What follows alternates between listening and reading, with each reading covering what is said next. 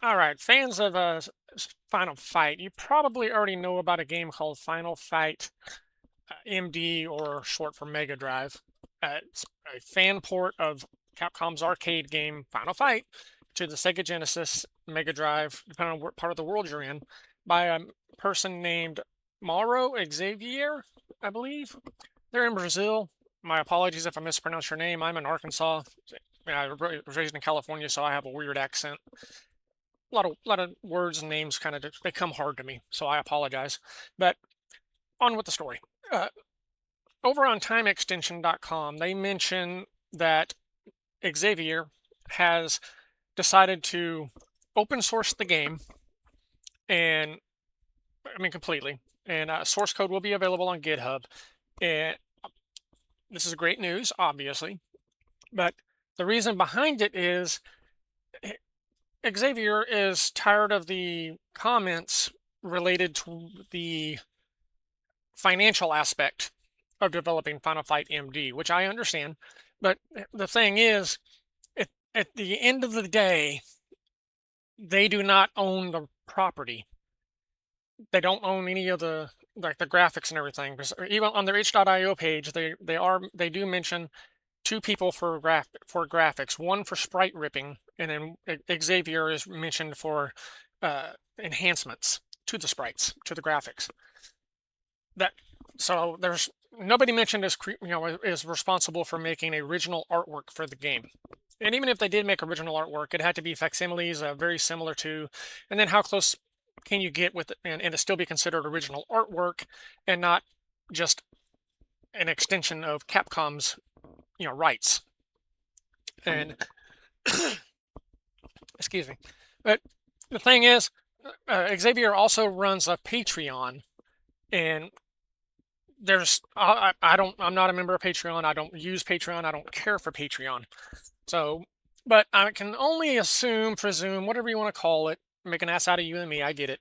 But there's discussion behind the paywall that requires financial investment to access. So, whether Xavier wants to admit it or not, that is directly taking money for for Final Fight MD's development. There's no other way to really look at it. And I mean, legally speaking, that is pretty much what that is. And that can get him in hot water. I mean, I understand he's in Brazil and everything, so maybe not. But you know, it anybody, it just it's a muddy situation.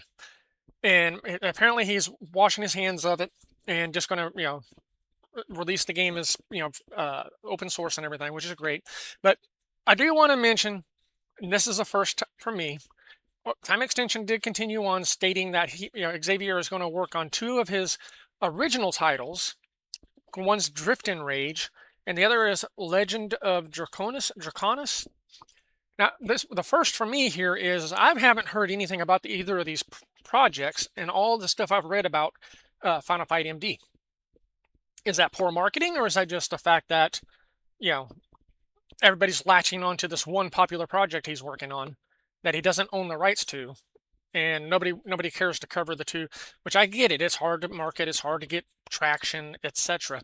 But if you have the capabilities to whatever engine they're using or have created to make Final Fight MD work in the confines of the 16-bit Sega Genesis / Mega Drive, why not just find an artist, work with an artist, and make your own, brawler?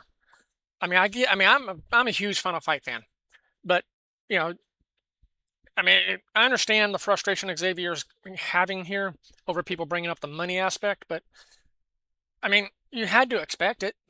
I mean, at least it's not Capcom's lawyers knocking on your door.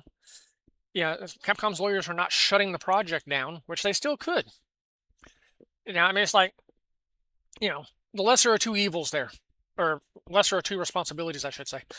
But at the end of the day, the project's going to be open sourced, and if you are an independent developer wanting to make a port or something like this, please consider all financial aspects, whether it's donations on itch.io, locking discussion, access to downloads behind Patreon, etc. That is all it can all be considered financial gain off of someone else's property, and depending on what country you're in, that can be a legal matter you don't want to get involved in.